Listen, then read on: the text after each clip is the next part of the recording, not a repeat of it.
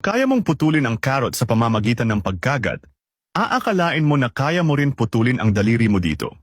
Ngunit ang pagkagat ng isang karot ay nangangailangan lamang ng 45 pounds na puwersa at ang pagbali ng daliri ng tao ay nangangailangan ng 335 pounds na puwersa. Ang karaniwang tao ay mayroon lamang lakas, nakagat na 160 pounds na hindi sapat para makabasag ng buto. At kahit na mayroon kang sapat na puwersa upang kagatin ang iyong daliri, pipigilan ka ng iyong utak na masaktan kahit nasa piling na siya ng iba.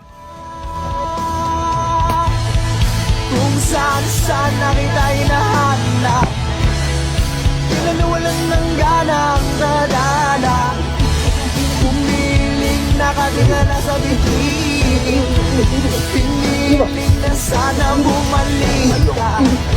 Ayoko na hindi na para sa